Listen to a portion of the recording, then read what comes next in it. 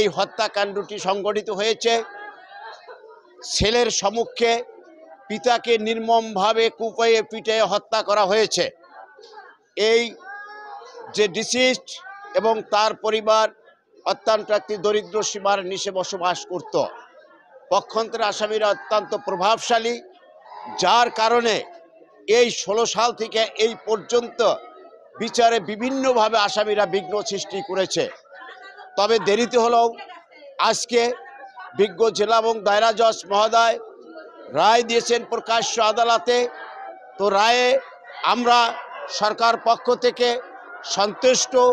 তবে এই আসামিদের মৃত্যুদণ্ড হওয়া উচিত ছিল এবং আরও কিছু আসামিদের সাজা হইলে পুরাপুরি ন্যায় বিচার সেখানে প্রতিষ্ঠিত হতো এবং খালাস আসামিদের বিরুদ্ধে এই রাষ্ট্রপক্ষে উচ্চ আদালতে যাবে কিনা এই বিষয়টি আমি তাদের সাথে সংশ্লিষ্ট বাদী জাহারকারী এবং সাথে আলাপ আলোচনা করে আপনাদেরকে জানাতে পারবো। আজকে বিগত আদালত এ মামলায় রায় দিয়েছেন। আমার রায়ের প্রতি আমরা ক্ষুব্ধ। আমরা উচ্চ আদালতে আপিল করব। বিগত আদালত 5 জন আসামি যাবতীয় কারণ প্রদান করেছেন। এবার একজন আসামি পলাতক আছে, বাকি আসামিদের খালাস প্রদান করেছেন। আদালতের প্রতি আমাদের প্রত্যাশা ছিল যে সকল আসামি খালাস হবে। যাই হোক, বিগত যে রায় দিয়েছেন এই রায়ের প্রতি আমরা ক্ষুব্ধ। আমরা উচ্চ আদালতে আপিল দায়ের করবো ইনশাল্লাহ।